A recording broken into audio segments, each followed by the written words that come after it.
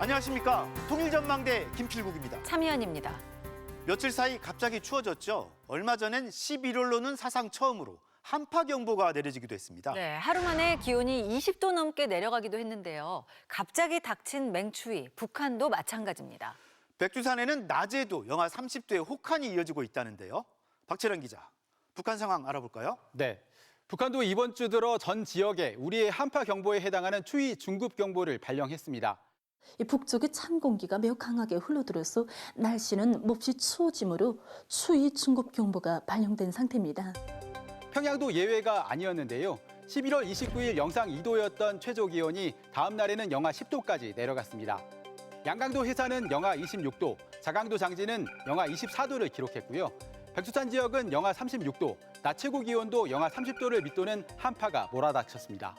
최근 며칠 춥다 했는데 북한은 우리보다 훨씬 더 춥겠군요. 최근 북한 매체에 등장하는 주민들 복장도 패딩 같은 두터운 외투 차림으로 확 바뀌었는데요. 방송에선 연일 추위 피해에 대비하라는 당부가 이어집니다. 건강관리에 특별한 주의를 돌리고 건설부문과 도시경영 부문을 비롯한 인민경제 여러 부문에서는 센바람과 추위에 의한 피해가 없도록 철저한 대책을 세워주기 바랍니다. 본격적인 추위를 앞두고 북한은 최근 잇따라 각지에 살림집을 짓고 입주식을 했는데요. 대부분 주택에 큰 굴뚝이 보이듯 아직도 나무나 석탄 같은 땔감을 이용한 난방을 주로 합니다. 하지만 최근에는 북한 주민들이 땔감을 구하기가 어려워져서 난방에 대한 우려가 커진다는 분석도 나옵니다.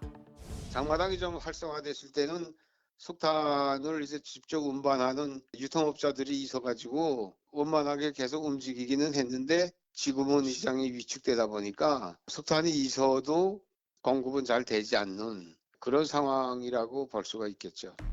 여기에다 강이 얼면 수력발전소도 가동을 멈추기 때문에 전기 수급도 악화된다고 합니다. 네, 그런데 이런 날씨에도 백두산 답사를 계속 독려하고 있다죠? 북한 방송에선 연일 온 나라에 백두산 답사 열풍이 고조되고 있다는 보도가 잇따르는데요. 눈보라가 휘달리는 가운데 무릎까지 올라오는 눈길을 헤치며 가는 답사대의 모습을 부각합니다. 귓뿌리를 도려내는 듯한 칼바람과 모진 추위 속에서 그들은 백두산으로 가는 길이야말로 경의하는 총비서 동지를 따르는 길, 원대한 포부와 이상을 받드는 길이라는 것을 더욱 깊이 절감했습니다. 노동신문도 백두산으로 가자라는 제목의 기사를 일면에 싣고 핵무기의 위력에도 비할 수 없는 귀중한 길이라면서 백두산 답사의 중요성을 역설했습니다. 북한이 이처럼 연일 백두산 답사를 강조하는 건 주민들의 사상 이완을 막고 정신무장을 독려하려는 의도로 풀이됩니다. 네. 북한이 최근 공개한 김정은 위원장의 둘째 딸 관련 소식. 외신에서도 관심이 급증하고 있다고 합니다. 네, 김 위원장이 공식 석상에 또 둘째 딸을 데리고 나타났는데 첫 등장 때와는 좀 다른 모습이었다고요? 네, 첫 등장 때는 어린아이 같은 모습이었는데 이번엔 차림새부터 북한 매체의 호칭까지 많이 달라졌습니다. 보시는 건 화성 17형 시험 발사 공로자들과의 기념사진 촬영 영상인데요. 김 위원장과 함께 둘째 딸 김주혜도 모습을 보였습니다. 모피 깃이 달린 검은 코트를 입고 헤어스타일도 첫 등장 때와는 달리 길게 내렸습니다. 얼핏 보면 어머니 리설주로 보일 만큼 차림새가 상당히 비슷한 모습입니다. 북한 관영 매체에서 이 아이를 부르는 표현도 달라졌다면서요? 지난달 19일 조선중앙TV는 둘째 딸을 소개하면서 사랑하는 자제라 표현했었는데요. 전략무기 시험 발사장에 사랑하는 자제분과 요사와 함께 이번엔 존귀하다는 표현을 썼습니다.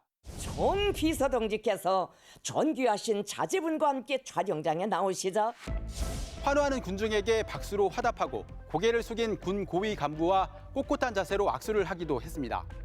김주혜라는 딸이 백두혈통이고 또 미래 세대라는 관점에서 백두혈통을 지키고 또 미래 세대를 지키는 것이 화성 17형이다. 이것을 강조하기 위한 메시지다. 외신들도 관심이 많은가 봐요. 김주혜의 등장 이후 구글 검색어 트렌드 확인 결과 북한과 관련한 전 세계 검색어 1, 2위가 모두 김정은 딸로 나타났는데요. 지금 당장은 북한 핵보다 더 많은 관심을 끌고 있습니다.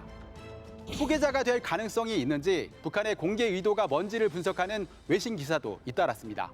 For the second time in a matter of days, the world has gotten a glimpse of Kim Jong-un's daughter. It has raised questions about why she is appearing in public now. 북한이 공개한 화성 17형 발사 영상에선 좀 특이한 장면도 포착됐다죠? 발사 직후 김여정 부부장이 감정을 억누르지 못하고 오열하듯 격렬히 기뻐하는 모습도 공개됐는데요. 사실상 2인자로 군림하면서 우리나라와 미국을 향해 연일 독서를 쏟아내고 있는 상황에서 가벼워 보일 수도 있는 모습을 내보낸 게 상당히 이례적이란 분석입니다. 또 미사일 발사 차량에서 기념사진을 촬영하는 영상에선 군인 다수가 추락하는 장면도 그대로 노출되는데요. 사고 장면을 편집 없이 내보낸 게 이례적이긴 하지만 김 위원장과의 사진 촬영에 군인들이 열의를 보인다는 걸 강조하기 위해 편집하지 않았을 거란 분석도 나옵니다.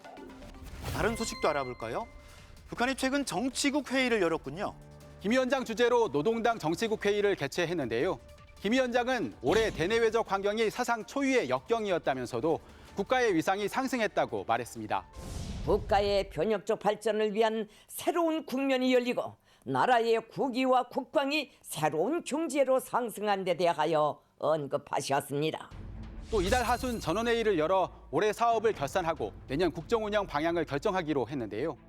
여기서 나올 김 위원장의 연설로 내년 신년사를 대체할 가능성이 커졌습니다. 박 기자, 수고했습니다.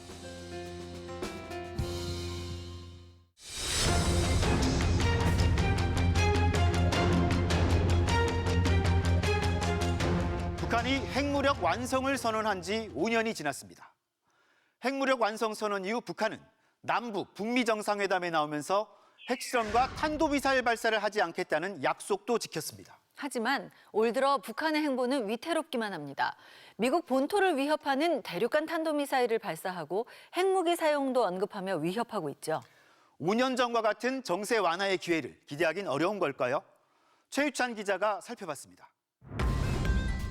5년 전 대용의 대륙간 탄도 로켓 시험 발사 대성공! 북한 최초로 성공했다는 ICBM 발사. 고도 4,400여 킬로미터에 비행거리는 950킬로미터. 정상 각도로 발사하면 최대 13,000킬로미터까지 도달해 미국 본토에 다다를 정도의 길이였습니다. 북한은 이날 국가 핵무력 완성을 선포했습니다. 그로부터 5년 뒤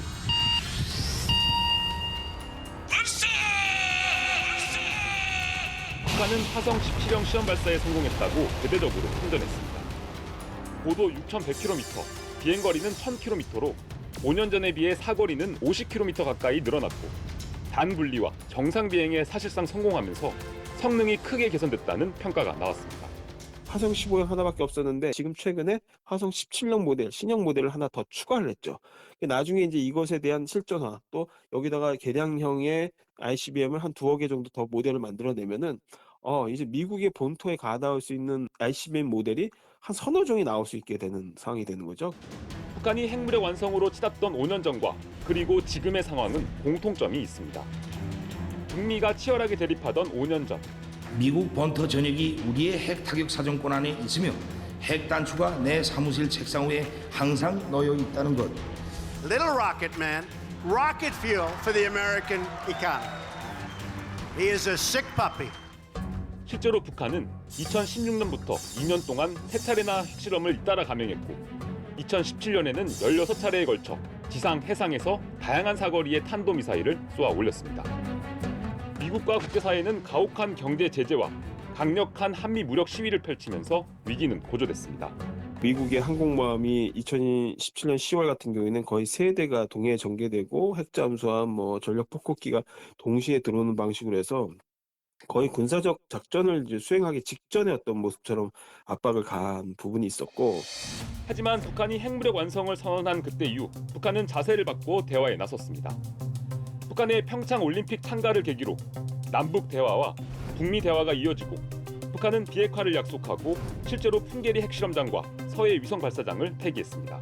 한국의 정부가 적극적으로 그 긴장을 낮추겠다라는 의지가 굉장히 강했고 또 그것을 북한을 통해서 자꾸 설득하고 설명하려고 하는 일관된 행동을 계속했다라는 점. 오히려 한국의 중재에 따라서 일정 부분은 긴장을 전환시키고 대화 쪽으로 구도를 바꿔보는 것이 훨씬 더 바람직하다. 이듬해 하노이 북미 정상회담이 실패로 돌아간 뒤에도 올해 초까지 북한의 핵실험 중단, 탄도미사일 발사 유예 약속은 지켜졌습니다. 하지만 올해 초 약속을 깬 북한은 올 들어서만 모두 37차례에 걸쳐 탄도미사일을 발사했는데 이 가운데 8차례가 ICBM 시험 발사였습니다. 북한의 핵 능력은 5년 전과 비교해 더욱 고도화되고 다양해졌습니다. 5년 전엔 미국에 대한 단순 고벽 타격 능력을 확보하는 게 목표였다면 지금은 대륙간 탄도미사일, 단거리 탄도미사일, 잠수함 발사 탄도미사일 등 핵무기 체계, 사거리도 다양해졌고 핵무기 실전 배치를 넘어 핵무기 사용을 공언하고 이를 법제화하기까지 했습니다. 또 전략 핵무기인 대륙간 탄도미사일과 전술 핵인 단거리 미사일 두 발을 섞어 쏘며 우리 미사일 방어 체계를 교란시키려는 시도도 지속적으로 관측됩니다. 한국이라든가 미국이 갖고 있는 자산 가지고는 완전히 막는다라고 말할 수 없는, 그러니까 굉장히 그 변칙성 때문에 방어하기 매우 어려운 그런 무기들이라는 거. 그래서 실전적으로도 사용 가능성이 매우 높고. 핵무력 완성 5주년이었던 지난 11월 29일 노동신문은 대륙간 탄도미사일 화성 17형을 김정은의 절대 병기, 전략적 힘의 위대한 실체라고 칭송했지만 정작 핵무력에 대한 언급 없이 비교적 차분하게 보냈습니다. 그래서 5년 전처럼 지난 18일 ICBM 시험 발사 성공을 계기로 도발 수위를 누그러뜨리고 정세 반전을 노릴 가능성도 조심스럽게 제기됩니다. 그러나 그때와는 상황이 다르다는 게 대다수 견해입니다. 2019년 북미 간의 하노이 회담이 결렬된 이후 미국에 대한 북한의 불신은 커졌습니다. 이게 하노이 북미 정상회담 결렬로 인해서 기본적인 김정은 위원장의 구상이 깨졌다고 볼 수가 있고, 그 이후에 계속해서 이 하노이형 협상 타결을 시도했다고 볼 수 있어요. 핵능력 고도화를 통해서. 그러나 본인들이 원하는 국면이 만들어지고 있지 않기 때문에 지금 대남 대미 압박을 좀 더 강화하고 있는 측면이 있고요. 북한의 핵능력은 훨씬 더 고도화됐고 비핵화를 전제로 한 협상은 더욱 기대하기 어려워졌습니다. 그때와 지금이라 큰 차이는 북한이 핵능력을 확실히 확보했느냐 안 했느냐의 차이기 때문에 그때와는 다르게 비핵화라는 것을 주제로 하지 않고 자신들의 사실상 핵보유국 혹은 암묵적 동의하에 미국과 핵 군축이라든지 그런 담판을 지으러 나올 가능성이 좀 있다라고 판단합니다. 한반도를 둘러싼 정세도 복잡하고 악화됐습니다. 한국 정부는 북한과의 협상보다는 단호한 대북 대응을 천명하고 있고 미국도 북한뿐 아니라 중국, 러시아와 각을 세우면서 한미일과 북중러의 세력 대결이 만들어지는 양상입니다. 우크라이나 사태로 인해서 새로운 글로벌 대립구도, 민주주의 진영과 권위주의 진영 간의 대립구도가 형성이 됐고 여기서 북중러가 밀착을 하고 있거든요. 그렇기 때문에 이러한 정세는 5년 전과는 확연히 다르다. 단기간에 변화의 계기가 만들어질 가능성보다는 위기가 지속될 가능성이 높아진 상황. 북한은 연말에 당 중앙위 전원회의에서 노선을 밝힐 것으로 보이는데 우리 정부는 핵 보유국으로 행세하며 대남 비난의 수위를 높여가는 북한을 상대로 위기를 관리해야 하는 어려운 숙제를 떠안게 됐습니다. 통일전망대 최유찬입니다.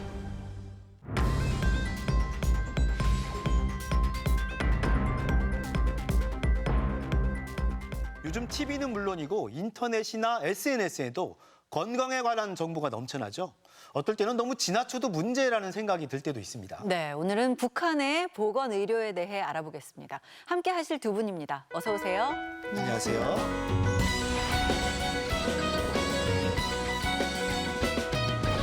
10여 년 전 서울대학교에서 평양의대병원에 소아병동을 지은 적이 있죠. 당시에 이 김수현 박사님이 중요한 역할을 하셨고 또 개성공단에도 있으셨다고 들었습니다.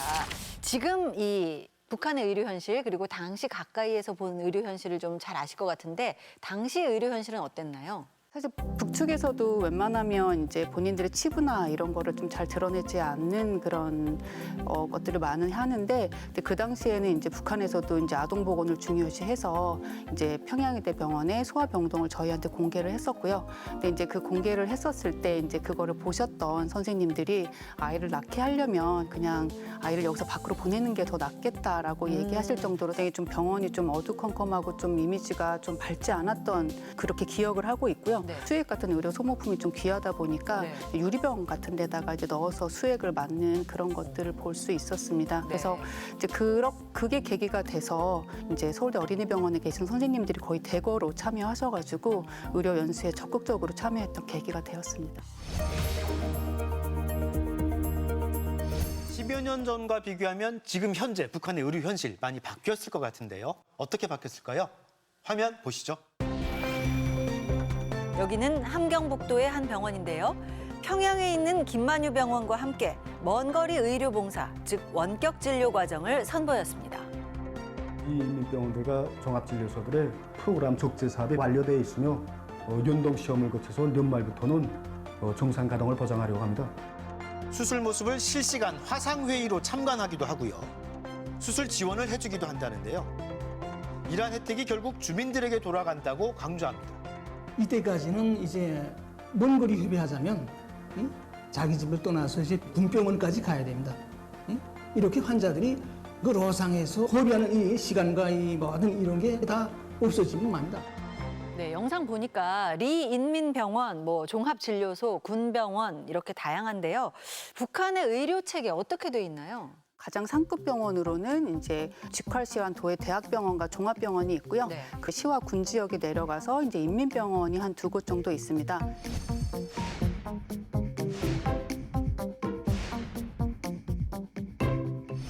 북한 같은 경우에는 인구 1000명당 3.3명 정도로 한국의 같은 경우 한 2.5명 정도 되거든요. 네. 북한의 의사 수는 좀 많은 편이라고 볼 수가 그래요. 있습니다. 북한이 그 사회주의 체제의 우월성을 자랑하는 대표적인 제도가 무상치료제거든요. 정해진 구역이 있고 그 구역을 담당하는 의사가 있는 셈이 되는 거죠. 그래서 엄마의 임신부터 태아의 출산까지는 산부인과 의사가 담당을 하고요. 출생부터 14세까지는 소아과 의사, 그리고 그 이후에는 이제 내과 의사가 담당을 하게 되는데 이 의사가 담당 구역을 돌면서 1년에 한 번에서 4번 정도 주민들의 어떤 건강과 보건 이런 것들을 예방 담당하는 사람들이 있기 때문에 북한의 의사 수는 굉장히 많지만 이 5담당 의사대가 또 제대로 작동하고 있느냐 그건 또 별개의 문제라고 할 수 있습니다. 네. 최근에 이 무상 치료가 잘 안 된다 이런 얘기가 들립니다. 북한은 지금 경제난이 워낙 심하다 보니까 실제로 의사들, 고려의학 담당하는 의사들이 본인이 직접 약초를 캐러 다닌다 이런 얘기들도 많이 알려져 있죠. 무상의료제, 무상치료제라고는 하지만 실제적으로 병원비, 약값 이런 것뿐만 아니라 환자가 입원했을 땔감 비용, 예를 들어서 또 의사들의 식사비까지도 제공한다는 그런 탈북민 분들의 증언들이 아주 많이 확보가 됐거든요. 진짜 중병이 걸려가지고 수술이 필요한 경우가 아니면 병원에 거의 가지 않는다고 볼 수 있고 또 코로나 때 기억하시겠지만 진단 키트가 없어서 열이 있으면 코로나에 걸린 것으로 간주하고 열이 떨어지면 코로나에서 나은 걸로 간주하는 식의 이렇게 주먹구구식의 어떤 방역 체계가 이루어질 수밖에 없는 것이 지금 북한의 현실이라고 할 수 있겠습니다. 네. 네, 이런 상황 속에서 최근 북한 TV에서는 병원 리모델링, 또 의료기기 개발 소식도 전해집니다. 지금 보시는 건 함경남도 인민병원입니다. 지난해 6층짜리 본관 건물과 2동의 부속 건물을 리모델링했는데요. 인민들이 사회주의 보건제도의 혜택을 마음껏 누리며 건강한 몸으로 국왕조국 건설에 참답게 이바지할 수 있는 또 하나의 물질기술적 토대가 마련되게 됐습니다. 네, 이번에는 2020년 양강도에 개원한 삼지연시 인민병원입니다. 자기공명 영상 시스템 등 최신 설비와 화상 진료 시스템까지 갖췄다고 선전합니다. 북한 매체는 의료시설 현대화에 맞춰 의료기구를 생산하는 공장들도 재정비하고 있다고 강조합니다.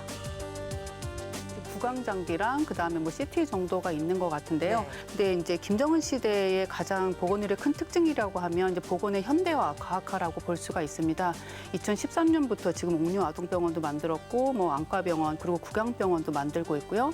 그리고 이제 데이터베이스들을 만들다고 해서 유경 2.0이라는 프로그램도 만들어서 이런 현대화, 과학화에 이제 박차를 가하고 있습니다만은 얼마나 많은 사람들에게 이것들이 이제 사용이 될 것인지 네. 그리고 얼마나 많은 의사들이 이 장비에 대해서 습득을 했을 건지 그리고 전력 사정에 대해서는 얼마나 그것들이 보완책을 만들었는지 이제 그런 부분들을 더 살펴봐야 될 것 같습니다. 북한 의료 상황을 볼 수 있는 사례 중에서 또 평양 종합병원이 있죠. 네. 세계적 수준의 병원을 짓겠다면서 2020년 초에 대대적으로 착공을 했는데 그해 말에 완공하겠다고 했는데 아직까지 좀 완공 소식이 없습니다. 이 위성 사진 같은 것들을 통해서 확인한 바에 따르면 건물 외양은 어느 정도 완성이 된 것 같아요. 이제 대북 제재라든가 이런 것 때문에 이제 의료 장비 같은 것들을 채우기가 힘들고 병원이 열지를 못하고 있는 것 같은데 사실 인도적 협력 같은 경우에는 대북 제재를 받지 않거든요. 그럼에도 불구하고 이 대북 제재가 있기 때문에 의료 지원 같은 것들이 대북 제재를 어기지 않는지를 또 봐야 되거든요.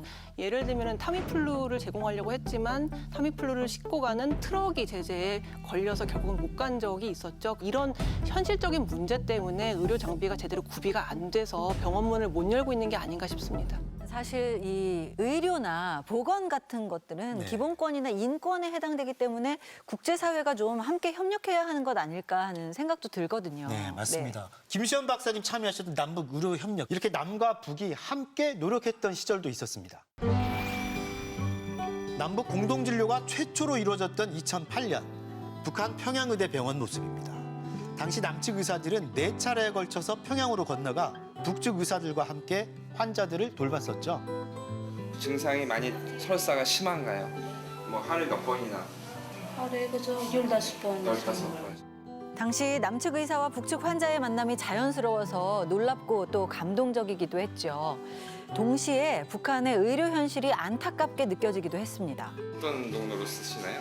ORS WHO에서 나오는 거하고 그거하고 비슷하게 그거하고 같이 만든 우리나라 거 컵에 담아서 그 숟갈로 또 먹이는 방법이에요. 남쪽에서 온 선생님한테 멋있어요.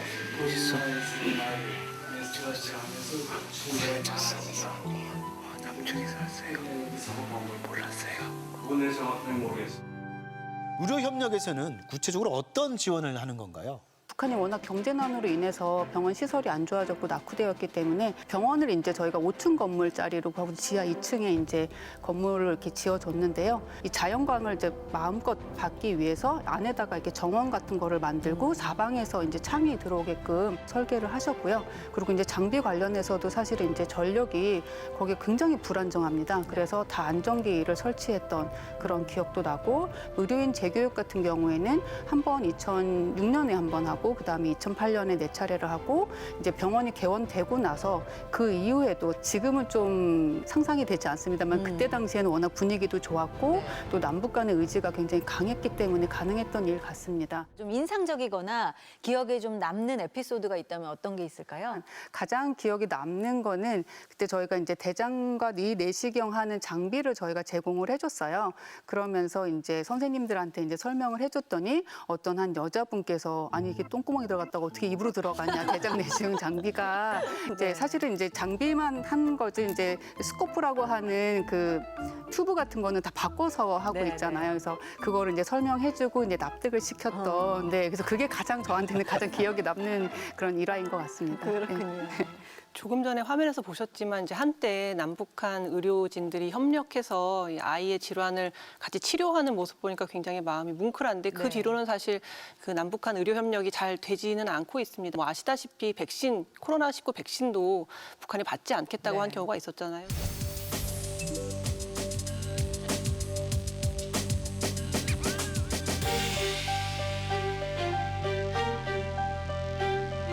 어쨌든 북한이 정치적인 이유로 국제사회의 어떤 의료 지원이라든가 남한의 의료 지원을 거부하는 경우들이 있죠. 북한 혼자 애쓴다고 이게 쉽게 잘 되지는 않잖아요. 그렇다면 어떤 노력, 어떤 협력이 필요할까요? 이 남북한이 어떻게 보면 지금은 이제 보건안보와 관련돼서 이 협력적 거버넌스를 꼭 해야 된다라고 생각을 하고 있고요. 이 협력과 거버넌스를 하는 데 있어가지고 북한에 도움이 된다기보다는 어떻게 보면 남측에 더 많은 도움이 될 거라고 보고 있습니다.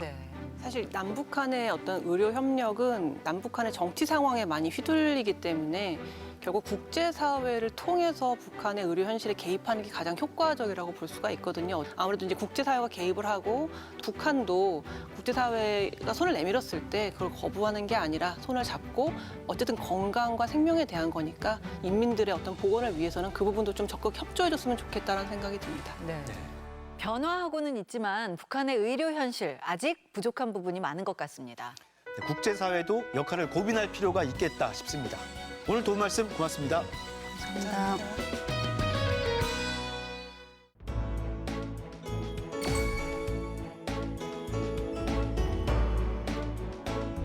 (1990년대) 이른바 고난의 행군 시기를 거치면서 북한엔 장마당이라는 시장이 생겨났죠. 이때 이후 탄생한 지금 북한의 청년 세대를 장마당 세대라고 부르기도 합니다. 북한 주민들이 만드는 변화의 중심이기도 한 이 장마당이 서울 한복판에 펼쳐졌다고 합니다. 어떤 모습이었을지 이상현 기자가 찾아가 봤습니다. 감각적인 카페와 맛집들이 들어서며 특히 주말이면 인파로 가득해지는 서울 성수동. 요즘 젊은이들이 많이 찾는 이른바 핫플레이스죠. 이곳 성수동에 북한의 장마당이 펼쳐졌다고 해서 찾아왔습니다. 어떤 모습의 장마당일까요? 성수동 한복판에 자리 잡은 복합 문화공간. 알듯 모를 듯 장마당이라는 제목의 포스터가 내걸려 있습니다. 포스터를 따라 계단을 내려가 보니 마치 장터에 온 것처럼 웅성거리고 북적댑니다. 장마당 이사트에 오신 것을 환영합니다. 북한 주민들의 자유를 향한다는 마음으로 지난 10여 년간 탈북 난민 1,200여 명을 구출했고 탈북민 정착과 청년 공동체 형성을 지원하고 있는 국제 북한 인권단체가 준비한 전시. 우리가 그냥 북한 사람들, 북한 이슈를 완전히 잊으면 안 되는 것 같다. 그래서 뭔가 우리 세대의 오늘날의 한국 청년 사회에 맞는 북한에 대한 프레임, 북한을 새롭게 볼 수 있는 시각, 이런 걸 좀 만들어서 제공을 하자. 북한에 대한 새로운 얘기를 하자. 전시장 초입엔 우선 북한 장마당에서 통용된다는 과자와 사탕, 담배, 화폐 등이 진열돼 있었고요. 장마당을 소개하는 잡지도 놓여져 있었습니다. 저희는 북한의 장마당과 장마당 세대를 조금 알리고자 하는 마음에서 장마당이 뭔지, 장마당 세대가 뭔지, 그리고 장마당에서 무슨 상품이 유통되고 어떤 문화를 누리고 있는지 그런 내용을 다룬 인터뷰하고 취재하고 했던 그런 기사를 다룬 매거진을 작성했습니다. 그 옆쪽으로는 개인의 성향에 따라 맞춤형으로 북한 여행지를 추천해주고 그 지역의 음식과 문화 등을 소개해주는 공간이 마련돼 있었고요. 북한 같은 경우에는 우리나라와 다르게 이동의 자유가 제한되어 있는 나라고 인간이 당연히 누려야 할 인권을 못 누리고 있는 현실을 우리가 알고 그들도 같이 인권을 누릴 수 있는 날을 기대하자라는 그런 메시지를 담고 있습니다. 돌아갈 수 없는 고향에 대한 그리움을 담아 제작된 향수들. 그리고 탈북민들이 그려낸 추억의 그림들이 각자의 사연과 함께 관람객들을 맞이하고 있었습니다.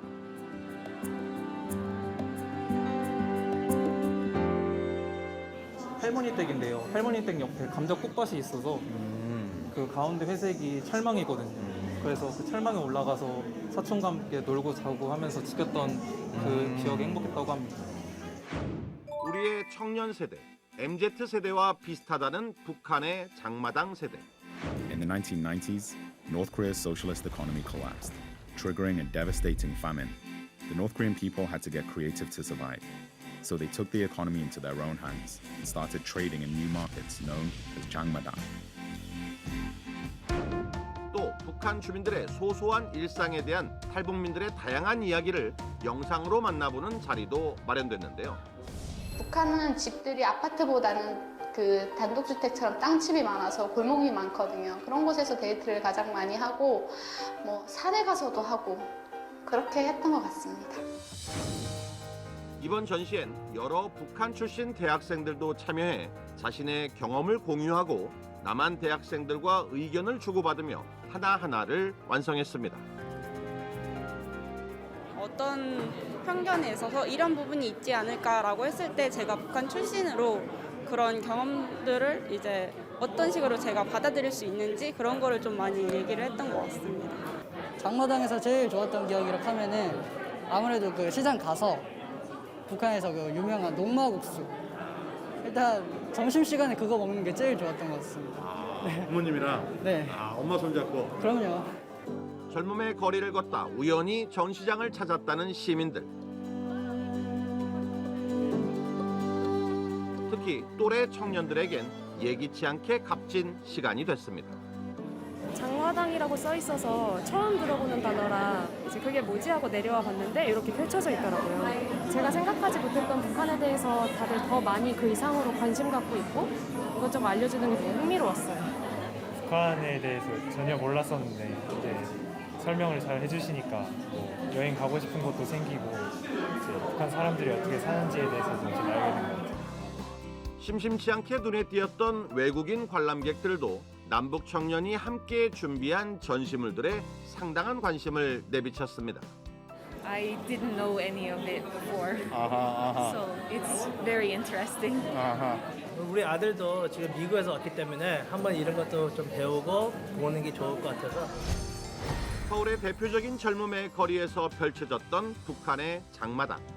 그 새롭고 특별했던 장마당에선 북한의 장마당 세대와 남한의 MZ세대, 남북의 청년들이 주인공이었습니다. 통일전망대 이상현입니다.